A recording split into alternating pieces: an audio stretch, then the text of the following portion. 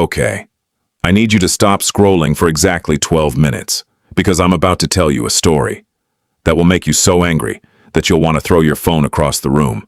But don't do that, because then you'd miss the ending. Here's the setup.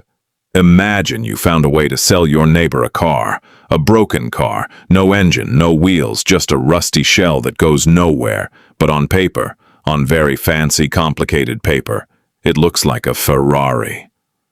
Your neighbor pays you $200,000. The car immediately falls apart.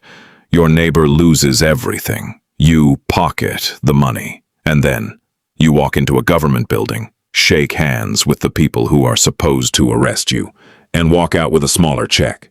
That you write off on your taxes. That is not a metaphor. That is what happened.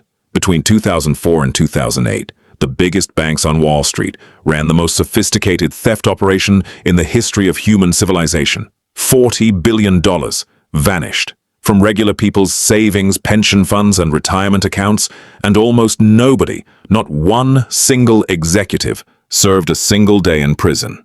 Buckle up. To understand how this heist worked, you need to understand something basic. When you buy a house, you usually don't have the full cash up front, so you go to a bank. The bank lends you the money. This is called a mortgage. Simple enough, right? Now, here's where it starts to get weird.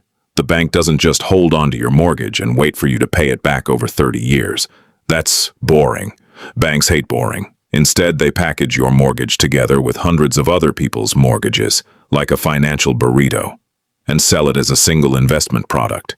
This product is called a mortgage-backed security, and, on paper, it sounds smart. You spread the risk across thousands of borrowers. If one person can't pay, the others cover it. Rating agencies like Moody's looked at these products and stamped them as AAA, which is the financial world's way of saying, this is as safe as it gets. Pension funds bought them, schools bought them, countries in Europe bought them. Your grandma's retirement fund probably bought them, because Moody's said they were safe, except there was a tiny problem. By the mid-2000s, the housing market was on fire. Prices were going up every single year. People were flipping houses like pancakes and making fortunes. Banks wanted a piece of it, so they started giving out mortgages to, well, everyone. People with no income, people with no job, people who wrote aspiring rapper as their occupation on their loan application.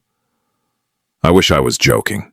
These were called ninja loans, no income, no job, no assets.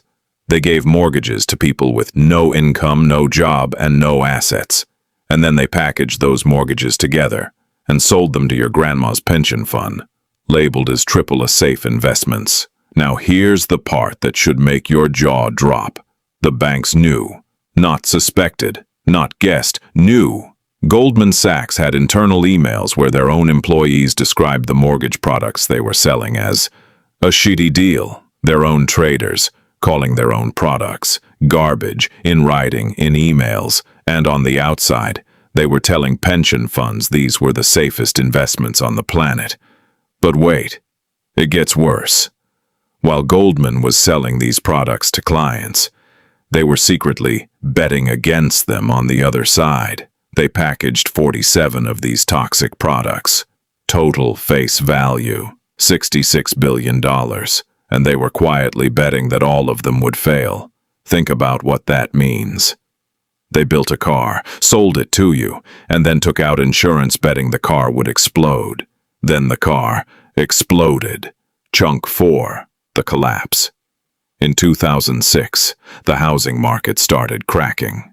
People with no income and no jobs, shockingly, started missing their mortgage payments.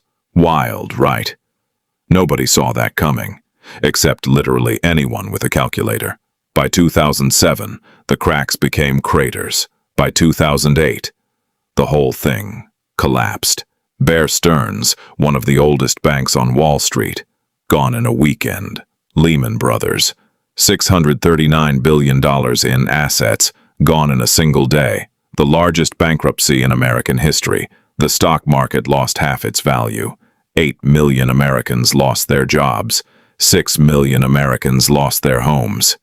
$300 billion vanished from pension funds. The retirement savings of teachers, nurses, firefighters. People who spent 30 years doing the right thing, saving carefully, trusting the system. Watched their entire retirement disappear in 6 months. Meanwhile, back on Wall Street, Goldman Sachs posted a profit in 2009. Because they'd bet against everything while the world burned. They cashed their checks. Now, you might be thinking, okay, at this point people went to jail, right? Like, surely someone went to jail. Of the thousands of executives who designed, sold, and profited from this system, one banker in the United States went to jail. One. His name was Karim Sarageldin. He was not a CEO. He was not a decision maker. He was a mid-level trader at Credit Suisse who hid some losses. He got 30 months, one person, 30 months, for the biggest financial catastrophe since the Great Depression. Meanwhile, the CEOs, the people who designed the products, the people who sent the shoddy deal emails. Dick Fuld, the CEO of Lehman Brothers, walked away with $484 million in compensation over his career. His company vaporized. He kept the money. Goldman Sachs paid a fine, $550 million in 2010, for misleading investors. That sounds like a lot of money, until you realize Goldman made billions from the scheme. The fine was the cost of doing business. It's like robbing a bank, getting caught, and the judge says, okay, give back 15% and we'll call it even. And here's the truly maddening part. The government didn't just let them walk. The government bailed them out. $700 billion of your tax money went to rescue the same banks that created this disaster. Goldman Sachs received $10 billion in bailout money, then paid their employees $11.4 billion in bonuses that same year. They took your money, paid themselves bonuses, and nobody went to jail. Here's the part of this story that nobody talks about. Because it's uncomfortable. This wasn't just about greed. Greed is simple. Greedy people steal money and know they're stealing. What happened in 2008 was something more complex and more dangerous.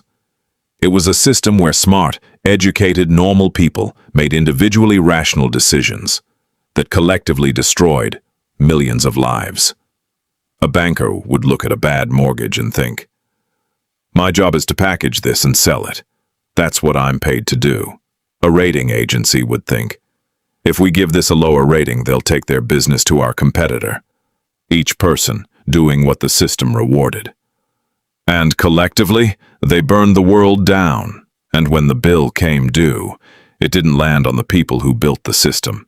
It landed on the nurse in Ohio who lost her pension, the teacher in Michigan whose retirement account was wiped out, the family in Florida who lost their house, the people who played by the rules, trusted the system, and did everything right.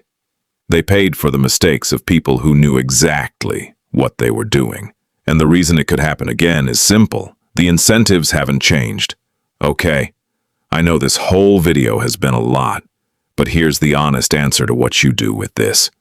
You can't personally prosecute Goldman Sachs. I checked. They don't let you do that. But what you can do is understand how the financial system actually works. Keep it simple. Own things you understand. Never let someone hand you a product you can't explain to a 5-year-old. Because if it's too complicated to explain simply, there's probably a reason for that. The 2008 financial crisis wasn't an accident. It was the predictable result of a system that rewarded short-term profit over long-term honesty. The only difference between you and the people who got destroyed in 2008. You now know how the trick works. If this made you even a little bit angry, drop a comment. I read every single one.